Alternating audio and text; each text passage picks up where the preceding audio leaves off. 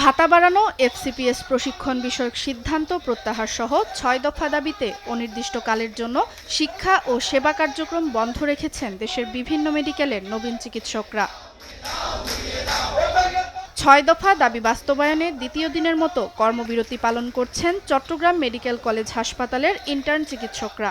এর আগে ৩ June intern doctors association ৬ দফা দাবি উত্থাপন করে ৪৮ ঘণ্টার আলটিমেটাম দিলেও দাবি পূরণে কোনো অগ্রগতি না হওয়ায় ৭ জুন থেকে অনির্দিষ্টকালের জন্য কর্মবিরতির ঘোষণা দেন তারা। আমরা অতি দ্রুত সময়ের মধ্যে আমাদের সংশোধনী যে নোটিশটা সেটা স্বাস্থ্য মন্ত্রণালয় থেকে দেওয়া হোক। স্বাধীনতার এত বছর পরেও বাংলাদেশে বেসরকারি ডাক্তারদের সুনির্দিষ্ট কোনো বেতন কাঠামো গড়ে ওঠেনি। এ কারণে দেখা যায় যে বেসরকারি হাসপাতাল কর্তৃপক্ষ ডাক্তারদের বিভিন্নভাবে শোষণ করে, অন্যায্য টার্মিনেশন করে। আমরা এ কারণে বেসরকারি ডাক্তারদের সুনির্দিষ্ট বেতন কাঠামোর দাবি জানাচ্ছি।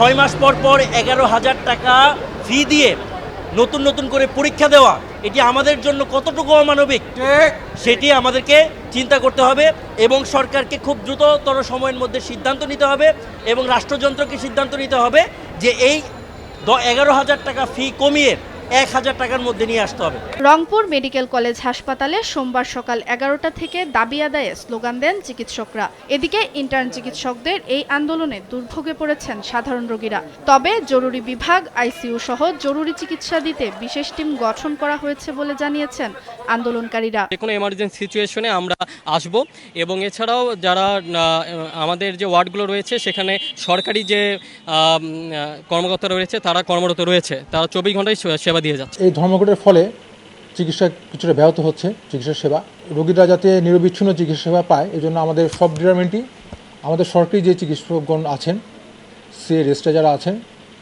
অ্যাসিস্ট্যান্ট যারা আছেন তাদেরকে দিয়ে তাদের সমন্বয়ে ৩ বেলার রোস্টার ডিউটি আমরা চালু করেছি।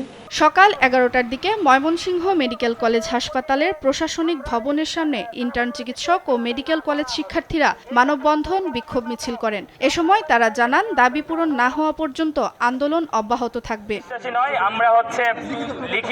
দ্বিতীয় দিনের মতো রাজশাহী মেডিকেল কলেজ হাসপাতালে চলছে ইন্টার্ন চিকিৎসকদের কর্মবিরতি। সোমবার সকালে মেডিকেলের প্রধান ফটকের সামনে মানববন্ধন ও বিক্ষোভ মিছিল করেন তারা। কর্মবিরতির ফলে দুর্ভোগে পড়েছেন রোগীরা।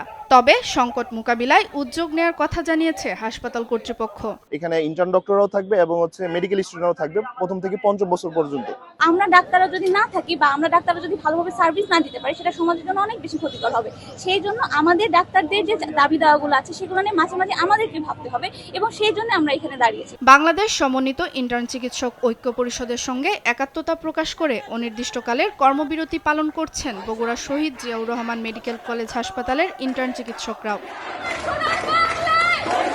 Supriya Trisha, news desk, Desh TV.